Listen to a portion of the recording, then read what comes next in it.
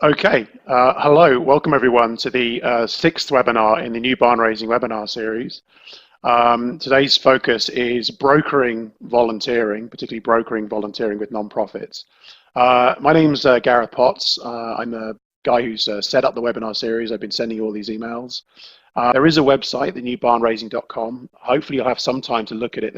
Everything on it is free. There's a toolkit, some very condensed articles that highlight some of the contents of the toolkit. There's the webinar program, obviously, so this is one of 14 webinars. And then there's a YouTube channel as well that the recordings of the webinars I did put on after several weeks or months after the webinars. In terms of today's focus, we're looking at mechanisms for brokering volunteering. So both of the organizations are not explicitly about assets, but they do both deal with several types of assets. So looking at what are the organizations, what is it they do, why did they come about, how can they help assets, and how are they sustained, what's their sort of funding model. In terms of today's presenters, the first speaker is Debbie Britchie, who is Executive Director of LA Works. It's the largest volunteering organization in Los Angeles. Debbie joined LA Works in 2009. She has as you can see, various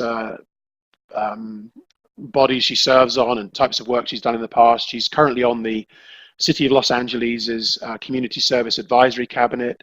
She's on the Points of Light Corporate Institute Leadership Faculty. And for anyone that doesn't know, Points of Light is a very major volunteering body in the United States. She's also a Los Angeles Chamber Leadership Class of 2014 graduate. In the past, she's worked on development for a family service agency in Santa Barbara, program management for a children's charity in San Francisco. In 2001, she was the interim executive director of the Center for Service Leadership at Penn State, so a university here in the States.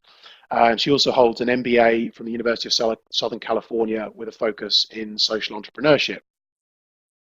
So the second speaker, Kate Browning, is the program manager for a program called Timeraiser. She's based in Toronto, but the program itself is across Canada, across cities across Canada. Timeraiser itself is kind of where the sort of intersection of arts, non-profits, volunteering, community development, and technology. So a kind of unusual combination. In previous lives, she was the former editor-in-chief of Bold magazine, a kind of arts culture magazine that's Canada-wide again. And she has a degree in development economics and international development with English literature, so a sort of joint degree. Okay, so that's more than enough from me. I'm going to pass you over now to Debbie in Los Angeles. So, Debbie. Hey, thank you so much, Gareth. I'm really happy to be here and have this opportunity to speak with everyone today. So LA Works really believes that corporate civic engagement is an untapped and underutilized resource. Since 1991, we've tried to be at the table at the start of conversations and bring together individuals from corporations as well as civic leaders. And we were founded in 91, which for those of you who know, that was a really challenging time in the city. There was a lot of civil unrest. It was really very closed neighborhoods that people didn't cross boundaries. And in fact, the Rodney King riots were right around that time. Before the Rodney King riots, actually, a group from entertainment, corporate leaders, and civic leaders all came together to form LA Works as a way to offer access between neighborhoods, for neighbors to meet neighbors, to learn about the pressing social issues that were affecting everyone within the city. And so we are a nonprofit. As Gareth said, we're a 501c3 volunteer action center, and we create and implement hands-on community service projects. We're the largest volunteer network here in LA, and really the idea is to make volunteering really easy and accessible so that individuals can address pressing social issues. Each year, we mobilize about 30,000 volunteers in service. Our mission is to increase volunteer participation, bring the resources to our nonprofit partners, and also to educate and encourage people to learn about the pressing social issues. However, the city has a volunteerism rate of 45th among the 51 largest US cities. So we know we need to do more. We're really striving to create a community of change makers where we're encouraging volunteers to unite around our unique community and really work hard together to make it a great city that we all love. Why LA works? Why do people choose us? Individuals, nonprofits, and corporations all choose us for a variety of reasons. Individuals want to help the community, want to meet new people, and have a diversity of opportunities that find and meet their exact needs. And they want to make a difference, of course. Nonprofits want the help, want to meet other organizations doing similar work, and they want to have a wide variety of opportunities to build their capacity and make a difference. Corporations want to help. They want to build their team and be visible in the community. They want a wide variety of opportunities, something that they can customize to meet their exact needs. And corporations want to make a difference. But whatever the reason, we really strive to make volunteering easy for nonprofits, for the corporations, and for the community members who are getting involved. And so for companies, we make it easy for them to connect with the nonprofits and to learn about the various issue areas. We make it easy for them to really bond for the team building programs that we organize for their employees so that they work together to make a difference, as well as have a shared identity about the places where they work and the community where they live.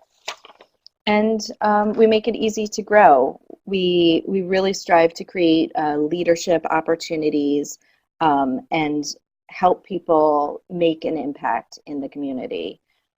So how this happens is we have an online calendar of more than 100 opportunities every month. Those opportunities are led by trained volunteer leaders, and they're open to everyone in the community. Anyone can sign up, it's free. Our volunteer leaders come from really all walks of life. Some are retirees, some are consultants, there's artists, writers, people in the entertainment industry, and sometimes executives. They all want to give back and to participate, and maybe they're trying out volunteering with the elderly one week, and the next week they want to do something in the environment and spruce up the wetlands. We make it really easy through our technology for people to sign up and instantly get an email with the directions. We just try to make the process really as smooth and easy as possible. So in addition to our calendar of events, so we refer volunteers, something called Community Connections, where we advertise for our nonprofit partners about their needs for volunteers. We also do some training program where we do coaching for nonprofits on volunteer best practices and management. So we do our best to support the nonprofits and bring them the resources of volunteers. So it's all, of course, to make LA a better place to live. And so, in fact, in the bottom middle picture, there's a picture of our current mayor, Garcetti, who was attending one of our projects while he was a city council member. And so we find that we do have a pretty strong relationship with our elected officials because we bring out large groups from corporations to volunteer, but also because we're serving an unmet need within the city, and we're bringing volunteers to parks and libraries that are city entities, as well as the nonprofits and schools here in LA.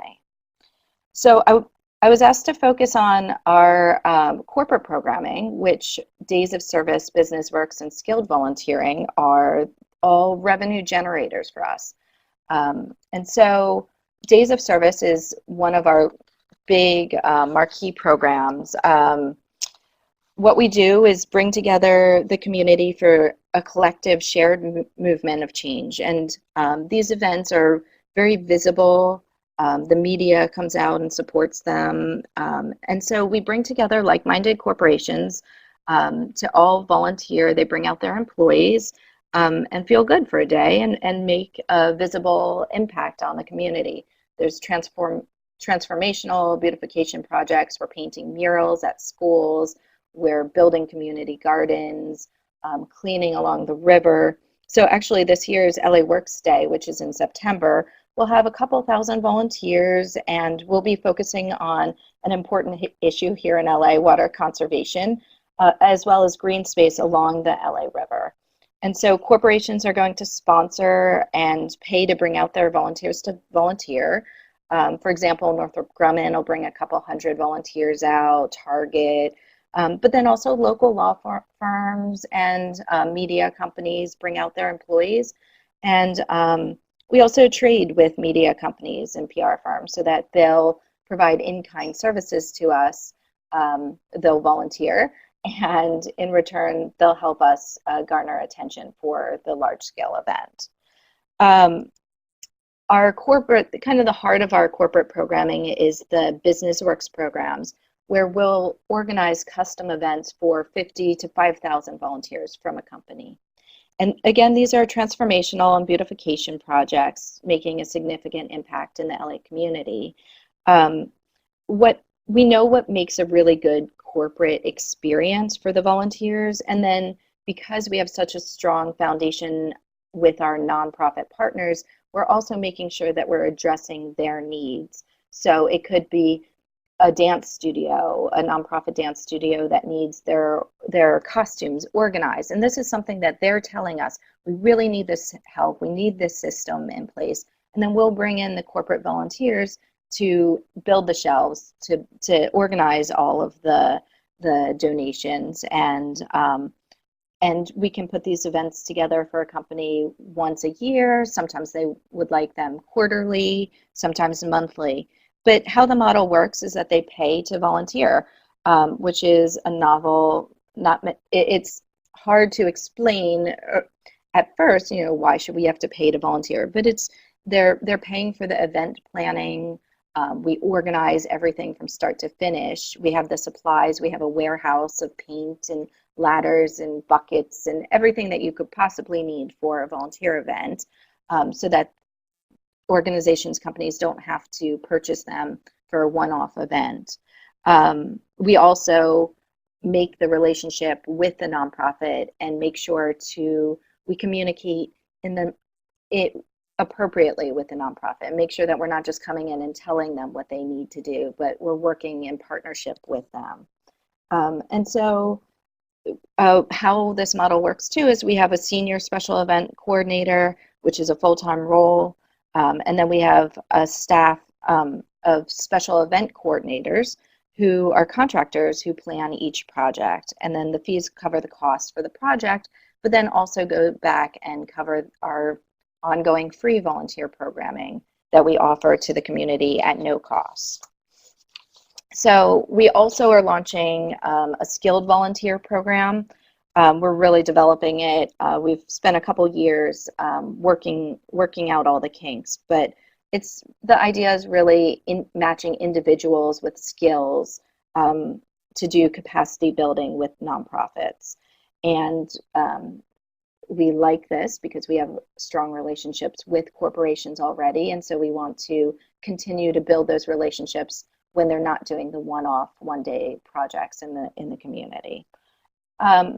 So what we do, what's really interesting is we're working with many different departments at the corporations. When the marketing department comes out to us and wants a volunteer project, we know that they're going to want to focus on particular issue areas. For example, STEM, which is the science and technology focus of Northrop Grumman, for example. So we'll focus a project on that. Or Activision, who is an entertainment company that makes games. They have a Call of Duty game that's very big. And so they do an event every year with military and veterans in the community, 600 volunteers at nonprofits that address issues for military and veterans. When a sales department comes to us, we know they're interested in sponsorship, so we'll talk to them about our big days of service, and getting them, trying to help them with visibility and aligning their values with what programs we have going on. HR teams, we work with professional development, team building, leadership opportunities, as well as that's where the skilled volunteering opportunities often fit in, for the pro bono skills. And then when CSR departments come to us, they're really interested in tracking the impact on neighborhoods. So, for example, DirecTV has a great program where they make a really deep connection in the cities where their media is where they run their media companies, and they want to see whether the individuals in those neighborhoods actually know about all the great work that they're doing in those communities. After the projects, the corporations often have a really deep connection with the nonprofit. They want to do more, so they'll donate. They'll get their employees to volunteer on a more regular basis. And at that point, LA Works comes up, we step back and we let the nonprofit and the corporation really form that stronger bond together. Of course, hoping that the company will come back to us again for a large-scale event in the future. So, as I mentioned before, we're a nonprofit, but we're a social enterprise. We directly address the social needs of the community, but we have a profit model where we have revenue for the fee-for-service model to make sure that we are able to be sustainable. And then our programming all goes back to our mission of bringing out volunteers to connect with important community issues. So even though companies are paying for this, they're still addressing our important mission of activating them into the community and providing resources to the nonprofit organizations.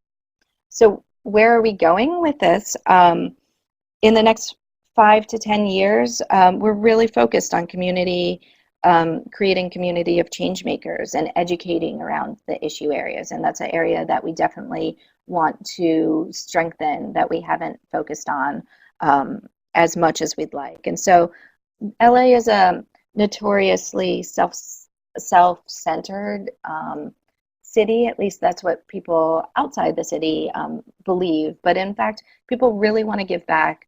They're really busy, and we're just trying to make it easy and accessible and get them connected to a really good fit, a good program that matches what it is that they're looking for to make a difference here in LA.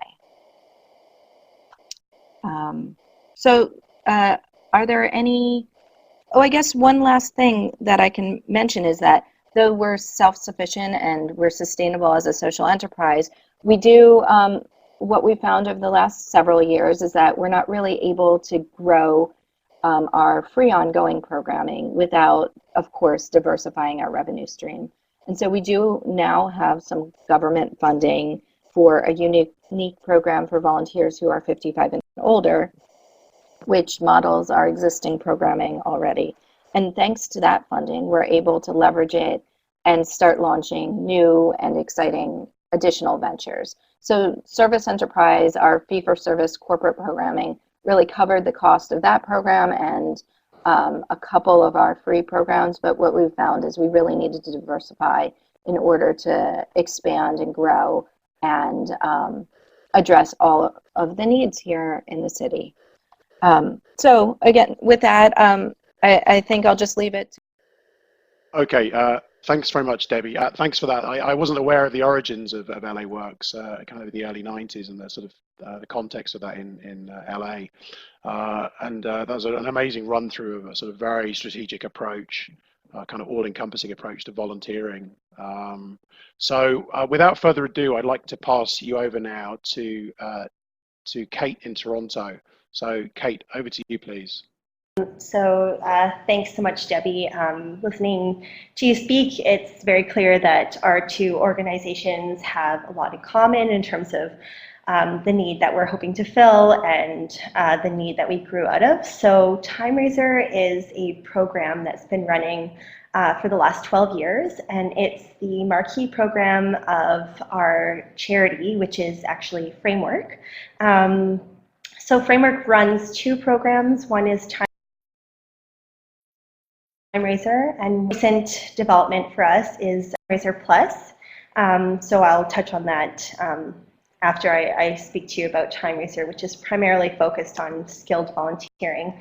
Again, our story is we launched in 2003 as a way to engage the next generation of volunteers in Canada. So again, young professionals who are very busy, much like your demographic in LA, Debbie, where people had a lot of skills to give. They didn't necessarily know where to get involved in their community, but they had time and skills to give back. Again, it was a time where a lot of the volunteer sector was caught up in traditional galas and luncheons. We wanted to bring a fresh perspective on connecting skilled volunteers with meaningful volunteer opportunities in a dynamic way. So thus, out of that need grew the Timeraiser program and Timeraiser events. So before I try to explain it, which it's a multifaceted program, I just thought I'd show you a video that kind of perfectly summarizes what a Timeraiser is, and then we can go on from there. You want to volunteer for a good cause, but life is busy. Getting started can be hard. Timeraiser makes it easy and fun for you to connect to causes you care about, so you can get and stay involved. At a Timeraiser, you can meet with dozens of amazing organizations to match your skills to their needs.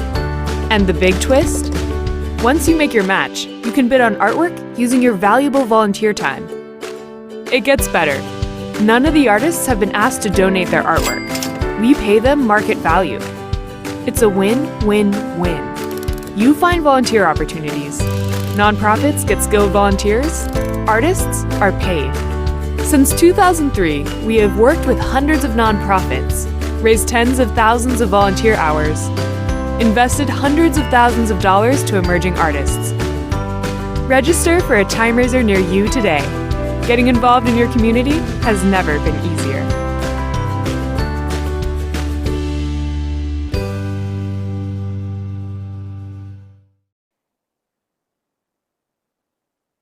Great. So we always like to show that video because it can be somewhat challenging to describe a Timeraiser before one has actually attended a Timeraiser.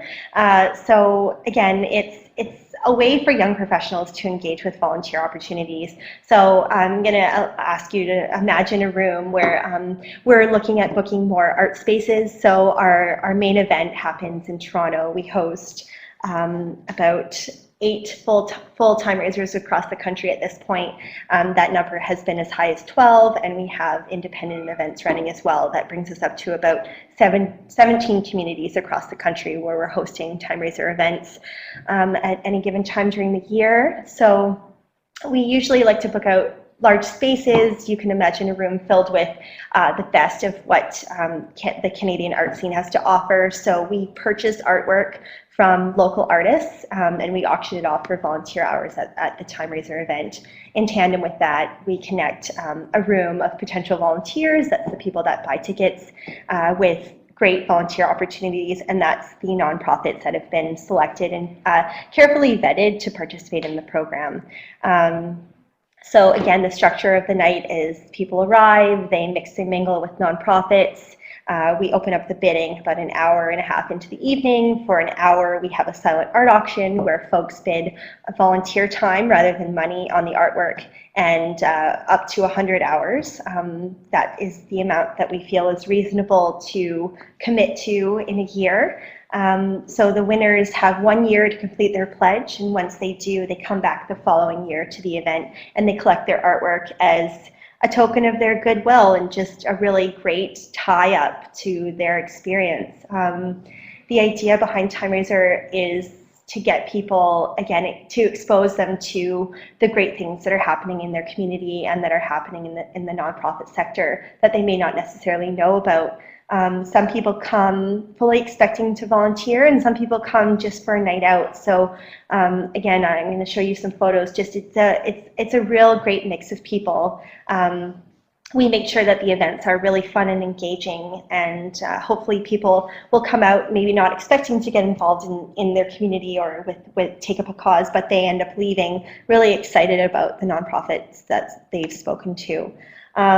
So again, there's a real reason why Timeraiser has been a success for the last 12 years, and it's always based on the win-win-win model. So again, to give some context, at the time when Timeraiser began, a lot of artists, and it continues to this day, a lot of artists are asked to donate their work. Timeraiser truly has a multi-faceted mission. It's to support the Canadian art scene. It's to support emerging Canadian artists. We want to pay them for their work, and we also want to give them a patron base to, so in the way that we want to expose our Timeraiser attendees to great nonprofits, we also want to expose them to great artwork and artists that are working in their city, and hopefully give them a strong leg up on their careers. So we partner with arts organizations, we partner with galleries, we partner with institutes, we partner with schools to, again, tap into the emerging talent in terms of the Canadian art scene. It's a win for nonprofits, again, those who are really looking to recruit skilled volunteers, and that's where we make the distinction between skilled and non-skilled volunteer opportunities. If you think in the States, I think it's more commonly referred to as pro bono. So you can think of micro volunteer opportunities, longer term volunteer opportunities. We can get into that a little bit. I'll get into that a little bit after this. But anything ranging from web designers to graphic designers to board members. It's a way for nonprofits that are looking to fill some gaps. As any of you know, working in the sector, it can be difficult to get funding for all of the positions that you would like to have in your organization. So finding a skilled volunteer who can commit to even 10 hours a month can be a real boon to your organization, and bringing those kind of strategy pieces and higher level thinking pieces to the table to an employee that maybe you necessarily can't afford to pay. The other facet is that, again, the community at large gets to be exposed to all of the great things happening in their community. They get to learn about purchasing artwork. For a lot of our attendees, they are young and they are working full time, but they may not necessarily have ever had the money before to be able to buy art, and maybe currently don't. So it's a way for them, it's for art to become accessible all of a sudden to them. And again, it's a really rewarding experience. We've worked with coming up to about 700 Canadian nonprofits over the last 12 years. We hit a really incredible milestone this year with our investment in our spring season Timeraisers, where we hit the $1 million investment mark in the careers of emerging Canadian artists. That's very exciting for us, again, with 1/3 of our mission being dedicated towards supporting emerging Canadian artists. It's pretty exciting for us. We have supported over 1,000 art winners, and those art winners, as well as other people who may not necessarily have won a piece of art, but definitely pledged to complete at least 20 volunteer hours, and that's what we ask of all of our attendees coming in the door. We've raised over 145,000 volunteer hours across Canada, which is a pretty exciting number for us as well. And we are happy to say that we have over a 77% completion rate, which means that we're tracking, we are investing in a tracking tool, and we currently track now whether our art winners are completing their pledges and those that exceed their pledges. So we're happy with that number. And speaking of impact reporting, we definitely have developed ways to become sector leaders in this regard. So what we do is, if you go to our website, you can take a further look at our impact reporting page, but we're very unique in this aspect of reporting on our impact, and those those charts that you see I've pulled are from our site, and they would be updating in real time. Those are fed by Google Docs, which we use to distribute our surveys. So post events, we distribute surveys, they're filled out, and then those charts update in real time on our website to show, you know, a more deep dive picture of what our stakeholders feel and how they feel about our programming. So that's a pretty exciting thing for us. We've taken this model, really, I'll get into this a little bit more when I talk about our other program, Timeraiser Plus, but we've really thought about using technology, leveraging technology to really maximize our impact. We are a very small team. We work, there's only 5 full-time staff members, and we're running programs that extend to 17 cities across Canada, and they can happen all at the same time, and that's really what we're moving towards. So we really do leverage technology to help us get there, and this is one of the ways in which, again, a simple tool like Google Apps can really help you report on impact really effectively, and to funders in the Canadian nonprofit market, this is just really a really impressive feat. And I would be remiss if I just talked about numbers. We do have a really great impact stats and a very robust stats page, but really the true impact of Timeraiser is the impact that we have on the people that attend, and anyone that is involved in the program. Really, they leave changed for the better. So I guess I'd like to show just another video about that we had made this year on sort of the impact that the program has on a personal level for all of the key stakeholders involved. You know, our employees and members get to ask about it, you know, what's this piece of art here? And we get to explain what Timeraiser is. And every time I explain it, people just think it's the coolest idea.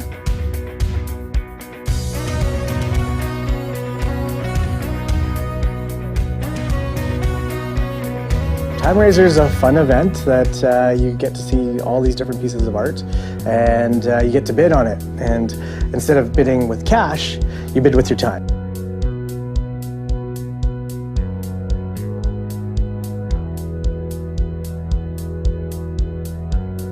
There's so much, there's so many opportunities to volunteer out there, and the Timeraiser event actually opened my eyes to who else is out there.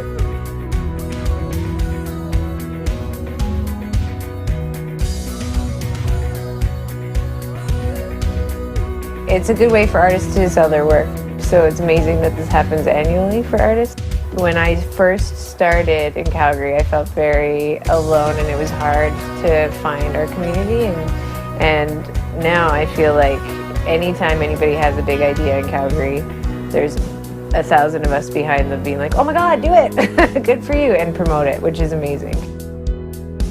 I think that a lot of the really interesting work that's happening in Calgary right now is highly collaborative and is getting a lot of people speaking with each other who might not have regularly known of each other. So I think that Timeraiser is really good at mixing it up and getting people to understand what's out there in our community, because there's not always ways to find out how to get engaged with something.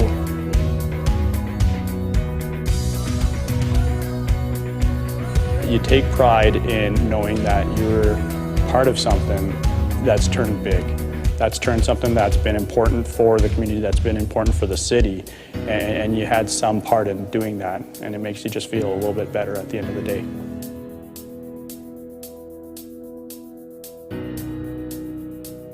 And often this spirit of generosity can sometimes be untapped. People want to give back, but they just aren't sure how. And this is where Timeraiser steps in, connecting people who want to give back to the community with organizations looking for their help and support. And it's a recipe for success built on really what is the best foundation, that is the truly good nature of people.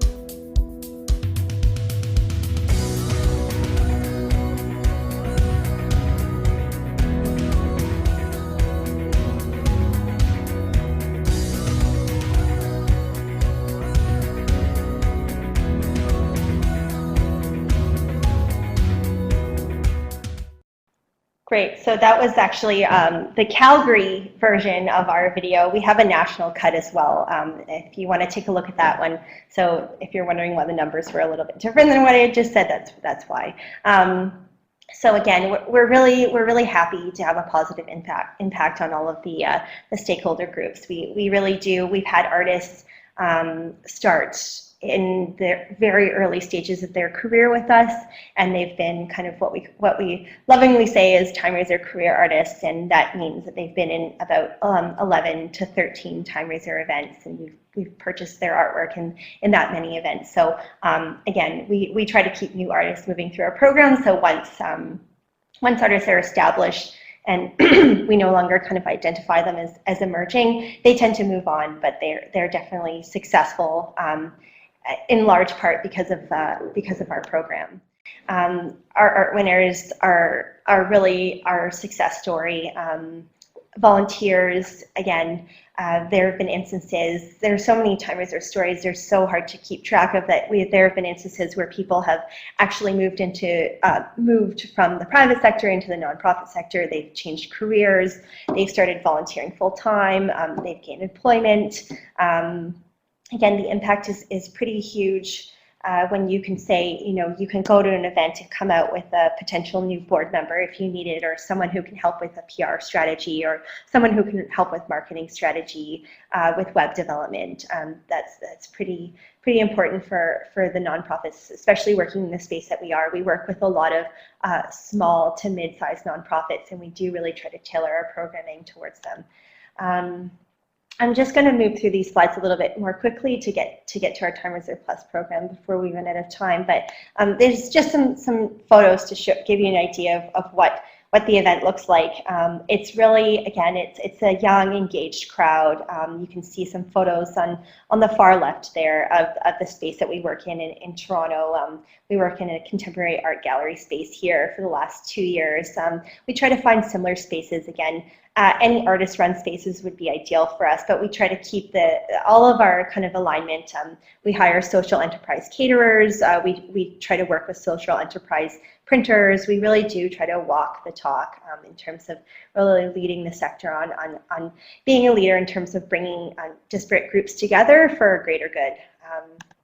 And there's just a few more slides here to click through to give you an idea. Again, it's a party atmosphere for sure. We've worked, the far photo on the left shows a local gallery here that we worked with in Toronto this year to bring them on board to sell prints. Again, so really trying to strengthen our impact on emerging artists as well. There's some more photos from our spring events, again, that happened this year. Our spring season encompassed Calgary, Regina, Montreal, Hamilton, and Toronto. So we're running those events simultaneously. Yeah, we really are a national movement. We have quite a substantial following across the country. We would not be able to make all of this possible, I should say, before moving on to Timeraiser Plus without the help of volunteers. As I mentioned, we're a really teeny tiny team of only 5, and we do ourselves. We've had art winners that have ended up volunteering for us full time, and they sit on our planning committee. So we really are an organization that is a vital portion of our programming is supported by skilled volunteers. So we really do walk the talk in terms of bringing on skilled volunteers that can run our programming for us. There are satellite committees across the country. So and we bring on organizational volunteers as well to help us with some strategy and again with graphic design. So it's really a great hub for skilled volunteering. And it remains quite relevant to this day in this country. Our Timeraiser Plus program, just wrapping up quickly, is a digital skills platform, training platform for a nonprofit. So it was originally conceived of as a way to dive deeper with the nonprofits that we work with through the Timeraiser program. It's to give them, again, it came out of the way that we work with our organization. We leverage technology and good methodology in order to accomplish a lot with a little. And a great way to do that is again through technology and knowing best practices around what you can do and what you didn't think was possible before with technology such as impact reporting being leveraged with Google Apps, for example, and Google Sheets. So we're also leading the sector as well on doing some pretty groundbreaking research and leadership around impact reporting, leading the charge for the sector. And we offer website audits and workshops, as well as custom solutions as a part of our Timeraiser Plus program. And out of that work, we've been able to compile a lot of research around the way that the sector is engaging online. I just broke this down into slides, but you can take a look at this infographic that we're actually really pleased to publish this early this year about the way that Canadians are engaging online with nonprofits and how nonprofits can keep up with their digital strategy. Again, I'll just click through this quickly, but please feel free to take another look. It's part of our work with Timeraiser Plus is really giving nonprofits the tools and the training that they need to take control of their own technology and leverage technology to further their missions, whether it be to get funders on board or to better report their impact to their public. It's pretty important for us. And yeah, and I guess in summation, I mean, I didn't speak to this, but we work with a number of different funding sources, both private and public. So we work with a lot of corporate funders currently, but again, we're expanding our reach to branch a little bit more into corporate partnerships in terms of corporate volunteering, CSR departments, as well as really getting some big funders on board for our impact reporting work. So I think I'm out of time. That's great. Thank you very much, Kate. I just wish I lived in a city that had Timeraiser. I guess I'll have to move. So in terms of, we've got plenty of time for questions now. I hope people can send some questions. Keep sending questions in. Just kick off with a few questions. Several questions are coming that are for both speakers. To what extent is non-profits' capacity to take volunteers an issue? So do the people you work with have capacity to take volunteers? And where it is an issue, how do you deal with it? So if we go to Debbie first, as she hasn't spoken for quite a while. Sure. So we work with a lot of grassroots, smaller nonprofits, and we help them identify ways that they can integrate volunteers within their organization to then build capacity to accept even more volunteers. We also, the managed program that we offer, we train leaders to then lead projects at their nonprofit organization. So we provide some of the infrastructure to help them with accepting volunteers into the organization. We really believe that investing in volunteerism is going to return threefold, because they'll be able to do so much more with the volunteers that are strengthening the core of their mission of their organization if done properly. Yeah, and Kate? Great. Yeah, for sure. So this is actually an opportunity for growth for us. We're looking at ways to, again, Timeraiser Plus grew out of, which we're actually going to be rebranding as TechRaiser, which I think makes a little bit more sense than Timeraiser Plus, but it was initially conceived of as a value add program from the Timeraiser for nonprofits. And it has grown into a full digital skills training platform, and we do believe that that's a big part of allowing nonprofits to build capacity in terms of bringing on volunteers. So we're conceiving of ways to kind of marry the two programs. So, from the technical and infrastructure side and methodology side of things, we would love to be able to train nonprofits to better take on and more efficiently and effectively take on volunteers, not just through the Timeraiser program, but year round.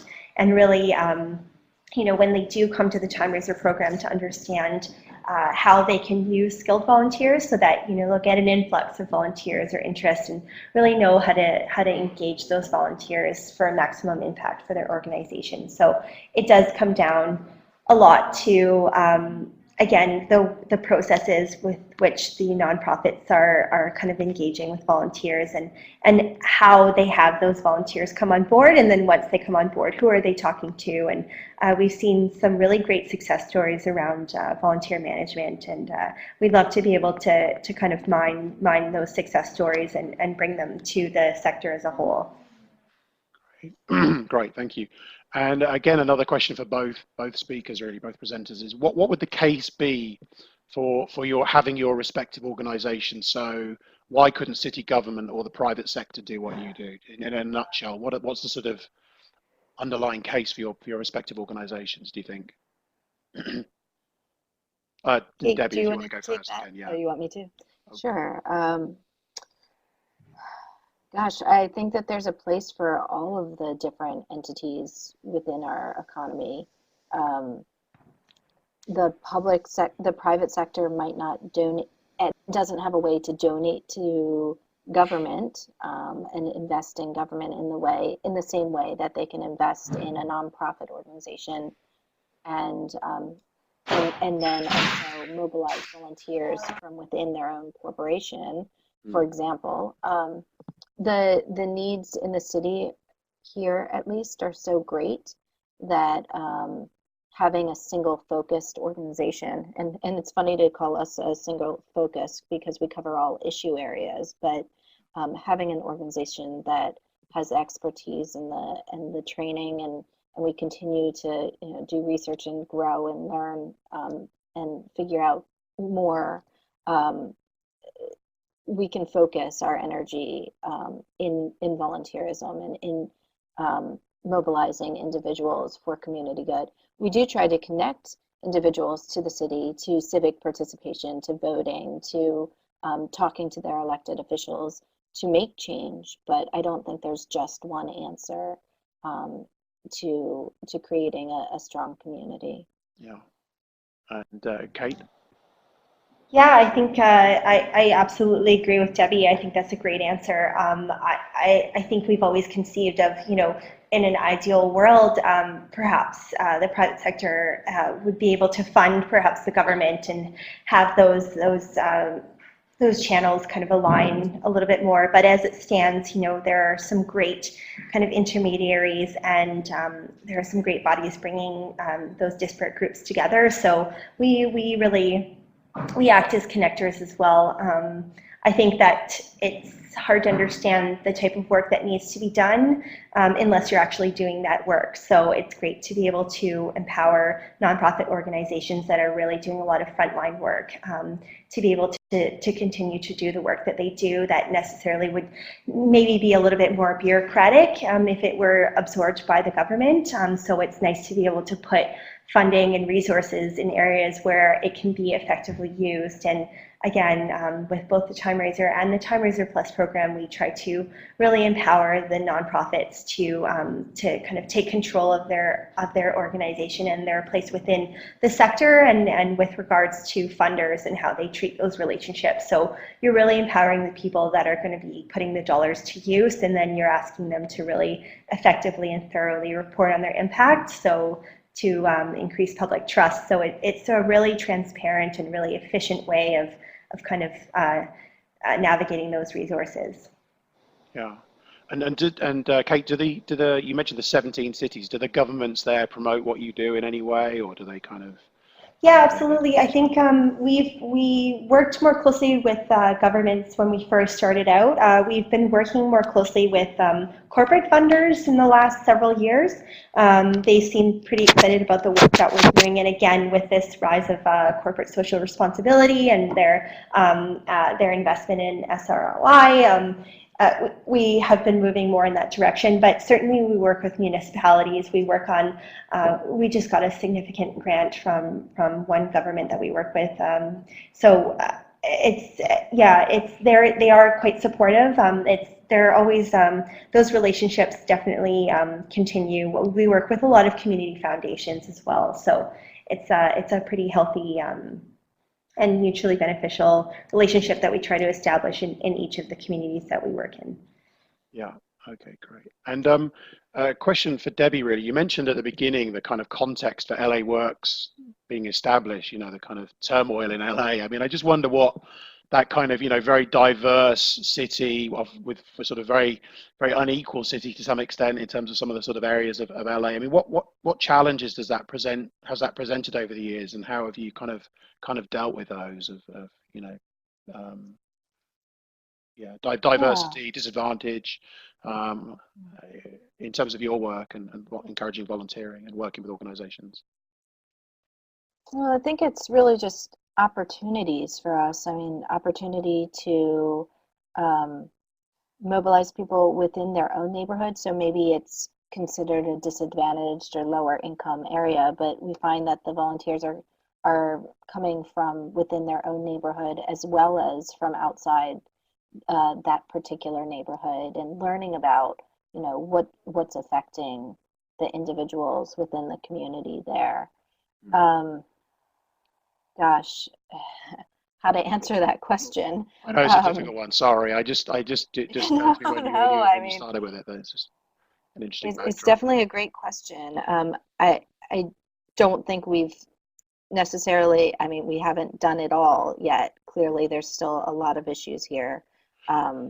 But we see the impact of the experiences of the volunteers and how it has opened the volunteers' eyes to the inequities of, you know, the wealth inequities that are here, as well as just learning about for example, you know, drive into a neighborhood and find out that there's no grocery store there to get fresh vegetables, that, you know, people have to go several miles, which doesn't sound like very much, but with the traffic that's here, it is an issue to get fresh produce, for example. So just from entering into a different community and learning about an issue like that, that's something that you wouldn't see or you wouldn't necessarily read about in the newspapers until you're talking to someone from that community who's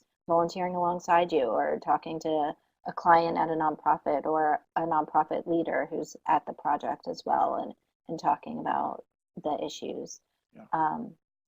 So the volunteer action itself may not, you know, you might be reading to a child one time, and that's great, but it's also just getting people out of their comfort zone and into the various neighborhoods and issues, and really learning about, you know, why this child is struggling with English as a second language classes. Yeah. I was just wondering, just very quickly, I was just wondering about the issue of, you know, Spanish or language in terms of your work, you know, in terms of, you know, someone English speaker, someone that only speaks English, perhaps, you know, being able to volunteer in a Latino. Yeah, absolutely. It's something that we would really like to grow to be able to do more of, to make sure that our opportunities we do have opportunities that are offered in multiple languages. It has to do with the project leaders, the volunteers who lead these events, who are multilingual quite often, and then having a web resource to be able to translate the projects depending on who the leaders are and what languages they speak. So it's something we don't currently, we do have a staff that does look a lot like Los Angeles and does speak multiple languages, which helps, but for our ongoing free programming, there's definitely, we'd like to do a lot more with that and with the community volunteers. Yeah. Okay, thank you. I've just got a question here for Kate. Kate, I really liked your use of technology. Many of our volunteers are retirees that are less tech savvy. How have you engaged this population through technology? Yeah, so we work primarily with our target demographic is actually, you know, young professionals, but certainly I would say, like, of the portion of that population, we're working with them, not necessarily through the volunteer side of things, but through actually that those tend to be a large portion of the staff demographics of the nonprofits that we work with. So if we have people coming out to our workshops, for example, they're coming from nonprofits, and they are at later stages in their careers, and we're working with them to really just show them how technology can be accessible. We're just breaking into this space around, again, bringing volunteers on board that maybe are less tech savvy. Certainly we don't require that as part of our Timeraiser program. With Timeraiser Plus, we are engaging volunteers that are already have some technical know-how.